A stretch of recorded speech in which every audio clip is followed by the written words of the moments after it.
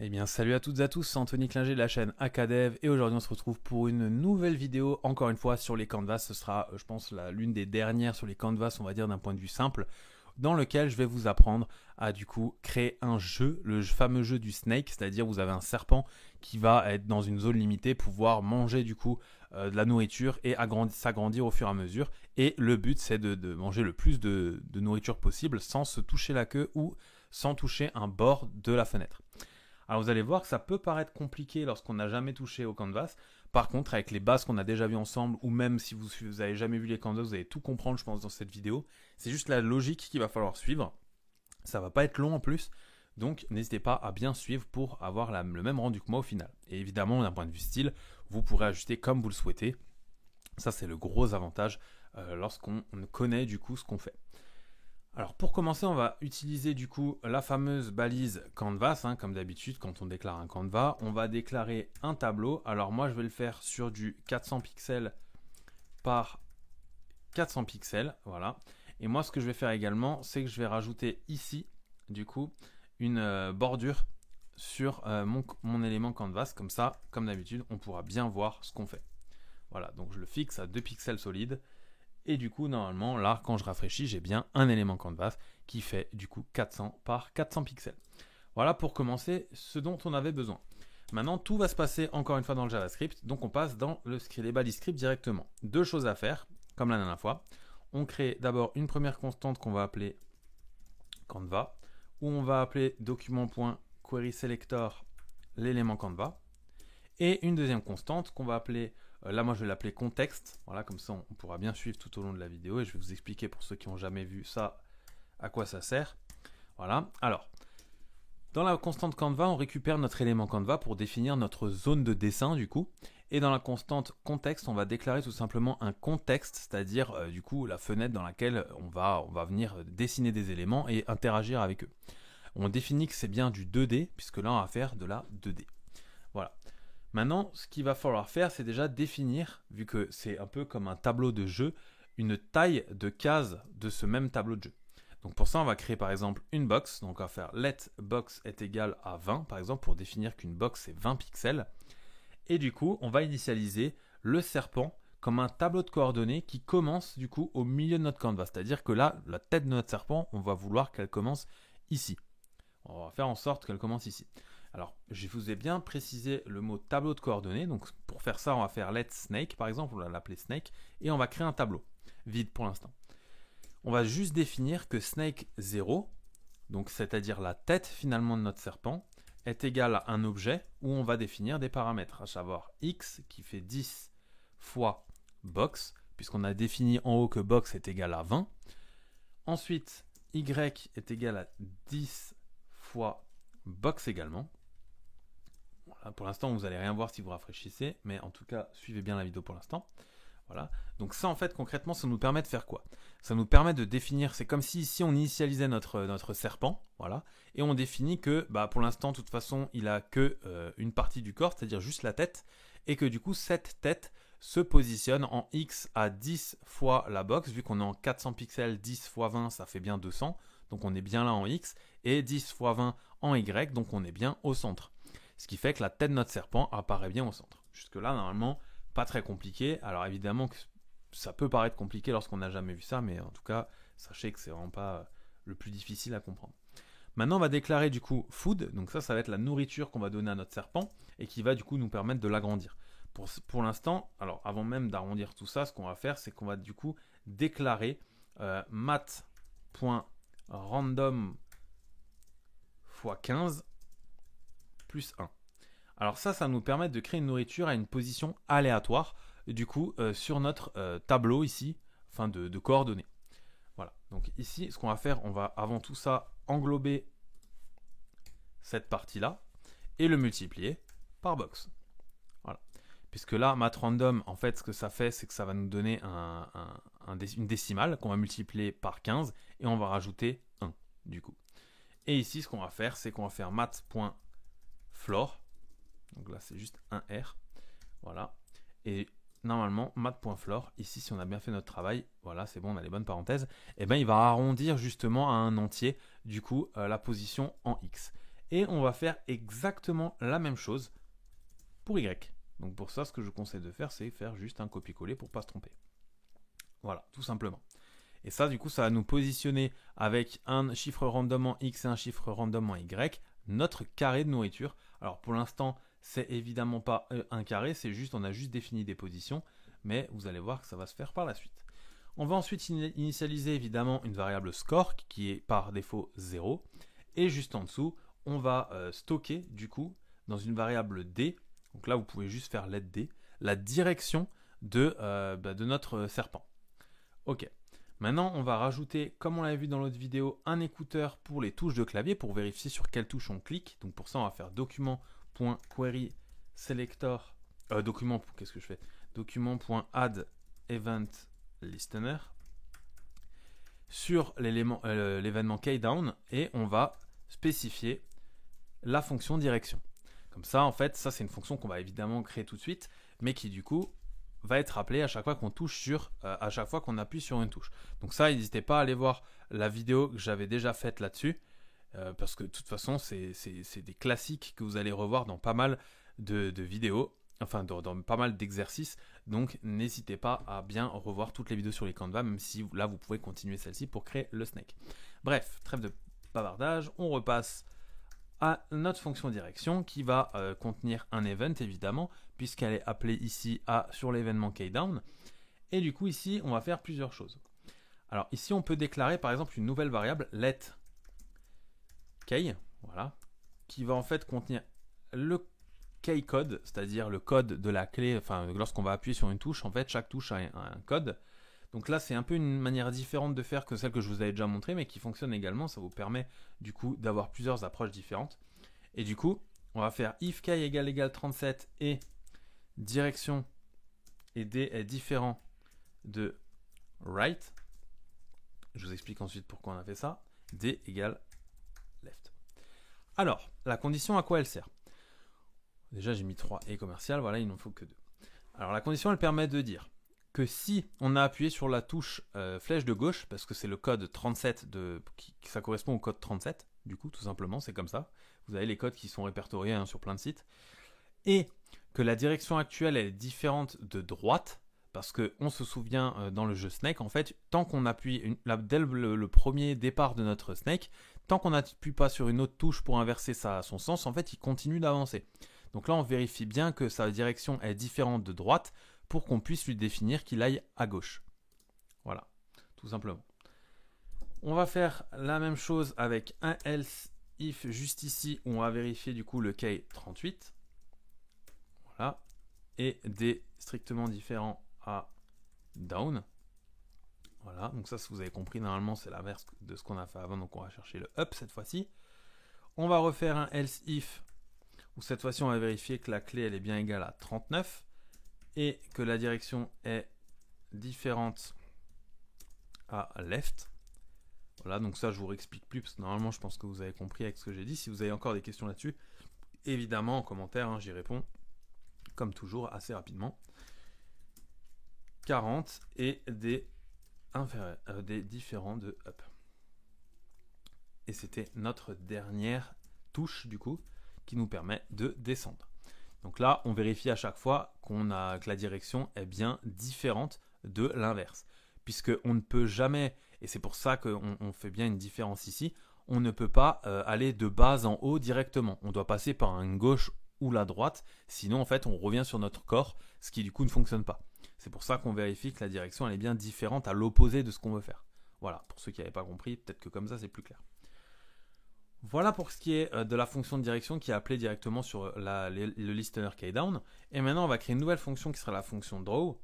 Donc là qui va être un peu plus fournie évidemment, puisque c'est celle-là qui va nous permettre d'afficher tout ce qu'on va faire dans notre Canva, parce que pour l'instant on ne voit rien du tout. On va appeler notre contexte, on va faire un clear rect qu'on avait déjà vu dans la vidéo précédente, où on va initialiser tout simplement les valeurs initiales de notre Canva, c'est-à-dire 0, 0 pour XY et 400, 400 pour width and height. Ensuite, for, on va faire une boucle, let i égale 0, i inférieur à snake.length, i++. Donc ça nous permet de faire une boucle sur le nombre on va dire de cubes dont est constitué notre snake, notre serpent. Voilà. Et ici, ce qu'on va faire, c'est qu'on va dessiner, du coup, en faisant context.fill style d'abord. Et là, ce qu'on va faire, c'est pour différencier la tête du coup du reste du corps, on va faire if i est égal à 0, c'est-à-dire que si c'est la tête, alors tu nous l'affiches en vert, sinon tu nous l'affiches en blanc. Ok, on va mettre de toute façon une bordure après, vous verrez, il n'y a pas de problème. Ok, et ensuite on va du coup faire un context.fill rect pour définir du coup notre rectangle. Donc pour ça, on va faire snake, vu que c'est un tableau de i, pour chaque élément de notre snake, .x, virgule, snake de i.y, et là on va mettre box, virgule, box, puisque 1 carré est égal à 20 sur 20, donc là, le width and height, c'est 20 et 20. Donc là, pour chaque élément du snake, c'est-à-dire que ce soit sa tête ou que ce soit une partie de son corps, on va définir du coup la position en X et la position en Y. Ok, maintenant on va rajouter sur notre contexte. Normalement ici tout est compréhensible, si vous avez des questions, encore une fois, hein, n'hésitez pas. Context.stroke.style, donc ça nous permet de justement mettre une bordure rouge autour de nos éléments, que ce soit la tête ou que ce soit le corps, pour qu'on puisse bien définir chaque cellule finalement. Et ensuite on va terminer avec un contexte, à chaque fois j'oublie le T, voilà, context.stroke.rect, voilà. Et là on va faire snake de i.x et snake de i.y, box et box. Voilà. Puisque là, en fait, on a défini du coup le rectangle et là, on a défini du coup la bordure. Et il faut que la bordure suive bien évidemment son parent, on va appeler ça comme ça, qui est le rectangle. Une fois que vous avez fini cette première boucle, du coup, on va passer du coup à la nourriture. Donc pour ça, on va faire context.fill style. Et là, comme d'habitude, on va donner une nouvelle couleur, donc qui sera un peu différente. On va donner en orange par exemple. Et on va ensuite, encore une fois, appeler context.fillRect. Pour chaque élément qu'on va afficher, en fait, on va utiliser fillRect pour le coup aujourd'hui. On va faire food.x parce que, souvenez-vous, on l'a déclaré juste ici avec un chiffre aléatoire, enfin un nombre aléatoire. Food.y juste après. Et box, encore une fois, pour utiliser des cases de 20 sur 20. Voilà.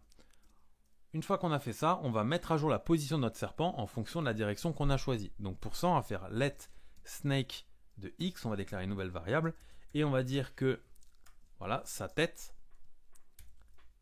on va dire que le snake x, du coup, ça équivaut à la tête du snake.x, et que du coup, let snake y est égal à snake de 0.y. Comme ça, on récupère en fait la position, si vous voulez, de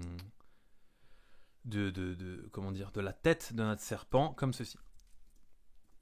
On va ensuite faire un if d est égal à left pour vérifier du coup si la direction actuelle elle est left, elle est équivalente à left.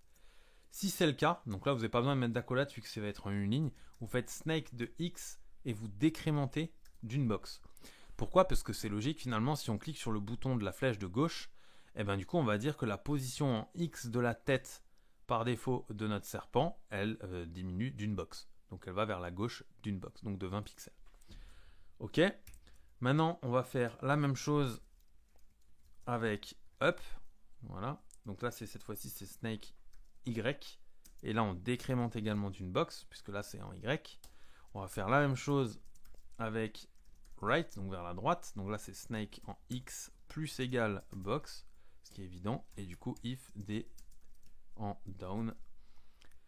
Et là, c'est snake y plus égal box. Voilà. Donc là, normalement, vous arrivez à mettre à jour directement la position du serpent en fonction de la direction qui est souhaitée avec les flèches de votre clavier. On va faire ensuite, on va vérifier si le serpent il a mangé la nourriture suivant là où il est passé. Donc là, ça devient un peu plus intéressant. On va à nouveau créer une condition.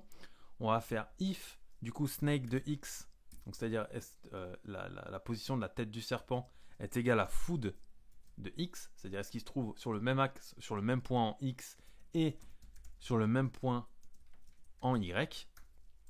Voilà. Si c'est le cas, alors on ajoute 1 au score, donc on fait score plus, on incrémente. Et évidemment, il va falloir régénérer une nouvelle nourriture, donc on va faire food. Et là, on va venir copier-coller ce qu'on avait fait plus haut. Voilà, on peut reprendre les deux lignes. puisqu'il va falloir générer une nouvelle nourriture à un endroit aléatoire. Voilà. Donc ça, c'est fait. On a fini notre food. OK. Maintenant, ce qu'on fait, on sort de ce if et on va faire else, c'est-à-dire si on n'a pas mangé du coup, et bien alors snake.pop.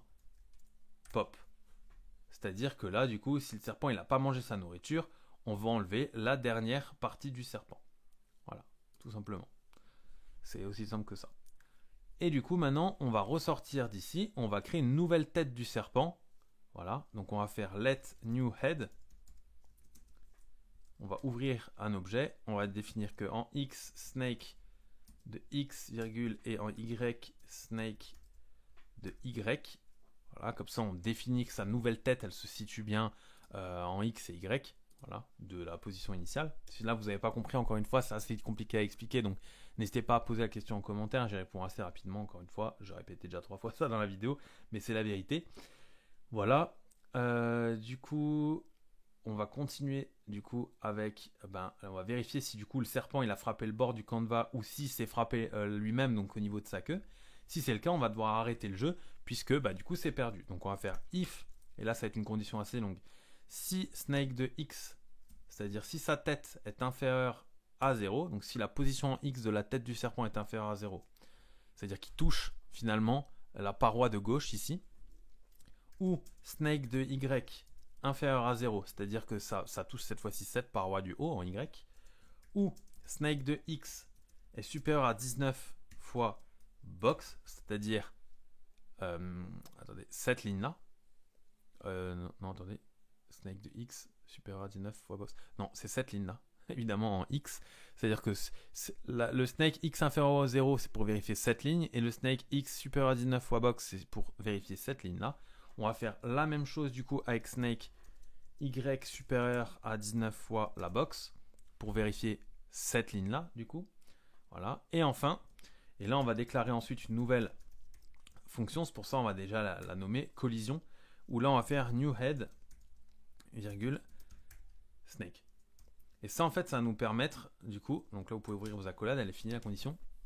On va créer une fonction collision qui va venir vérifier du coup si, la tête du serpent en fait vient cogner n'importe où du coup sur le snake, c'est-à-dire sur notre serpent. Et si c'est le cas, en fait, qu'est-ce qui se passe? On va arrêter l'intervalle qu'on aura défini à la fin. Donc là, vous pouvez déjà le mettre, mais je vous montrerai où est-ce qu'on le rappelle et je vous ferai le rappel après. En fait, lire intervalle du game, ça nous permet de stopper, si vous voulez, la séquence, parce que là, en fait, tout ce qu'on va faire, c'est toutes les X millisecondes, relancer l'affichage pour faire évoluer du coup le serpent. Et lorsqu'on fait un clear interval, on arrête le jeu. Ici, on va faire snake.unshift. Voilà, pour ajouter la nouvelle tête au début du serpent. Comme ceci. Et enfin, on va dessiner le score, parce que pour l'instant, on ne sait pas combien on a de score. On va faire context.fillStyle. Et là, moi, je vais le mettre en rouge, par exemple. Voilà, context.font. Et là, on va le mettre en 30 pixels, par exemple. Et on va mettre du Arial, allez. Voilà, on va faire context.fillText. Ça, on l'avait déjà vu dans l'autre vidéo. Et là, on va afficher d'abord la variable score. Voilà, 2 fois box et 1.6 fois box. Voilà, donc ça, c'est pour donner du coup les coordonnées de notre texte. C'est-à-dire que là, en fait, on va l'afficher en haut à gauche, finalement, à peu près ici, vous allez voir. Bon, on pourra le modifier après, c'est juste histoire de l'avoir en haut à gauche. Voilà. Et là, normalement, du coup, qu'est-ce que j'ai fait là? Je crois que j'ai fait une erreur. Non, tout ça c'est ok. Fonction draw, où est-ce que je l'ai stoppé là? Ouais, en fait, elle est là l'erreur. Hop, j'ai fermé la fonction draw ici. Alors tout ça en fait partie. Voilà. Je referme ma fonction draw juste ici. Voilà. Et maintenant, on va créer notre fonction, souvenez-vous, qu'on a appelée dans la condition, qui est la fonction collision. Donc pour ça, on fait function collision, avec comme deux arguments head et array. Donc c'est évidemment ce qu'on passe, parce que on le rappelle, le snake c'est un tableau. Et du coup, head, on l'avait déclaré juste ici, on le rappelle, c'était la nouvelle tête du serpent. Voilà. Et ici, qu'est-ce qu'on va faire? On va faire une boucle for let, on va faire x, allez, égale 0 non pas x, ce sera pas bon ça, on va faire g, allez hop, 0 de g inférieur à array.length, c'est-à-dire le nombre de cases que détient le corps du serpent, g++, voilà, et ici ce qu'on va faire, on va faire if head de x est égal à array de g.x, du coup, et head de y est égal à array de g.y, alors on fait return true, parce que dans ce cas-là, ce sera une collision. C'est-à-dire que si, du coup, la tête en x, elle est égale à, n'importe quel élément du corps du serpent en x, et que ce même élément, justement, en y est également au même endroit, et ben du coup, on peut dire qu'il y a une collision, c'est-à-dire que la tête a touché un élément du corps, donc on return true, c'est-à-dire que oui, il y a une collision. On ressort, du coup, de cette boucle for, on fait return false, voilà, et là on a quasiment terminé. Souvenez-vous, qu'est-ce que je vous ai dit avant? Il nous reste une chose à faire, c'est déclarer une nouvelle constante game qu'on a appelée, où est-ce que je l'avais appelée? Ici, voilà, dans clear interval game. Donc qu'est-ce qu'on fait ici par défaut? On fait un set intervalle de la fonction qu'on vient de créer sur tout le long là, qui est la fonction draw, voilà, et on va lui dire qu'on veut ça toutes les 100 du coup millisecondes. Et normalement, si on enregistre ça et qu'on rafraîchit, alors là, je dois avoir une petite erreur qui traîne quelque part. Context.clear react. Alors j'ai rajouté un A, ça c'est souvent mon problème. Clear, voilà, il n'y a pas de A ici. On enregistre ça, voilà, on rafraîchit, et là voilà ce qui se passe. On a la tête de notre serpent, alors le haut qui est positionné au centre du coup de notre canevas, donc en 200 en 200. On a de la nourriture qui est venue se positionner aléatoirement ici, et on a notre score qui est ici, du coup affiché en rouge. Dès le moment où je vais appuyer sur une touche, maintenant, vu qu'on est en cet intervalle de 100 millisecondes, donc là c'est ici que vous allez pouvoir ajouter la difficulté, hein, vous avez compris, et bien en fait maintenant ce qu'on va pouvoir faire du coup c'est que ça va automatiquement, voilà, avancer. Et donc là pour l'instant je vais faire exprès de ne pas le toucher la nourriture pour vous expliquer.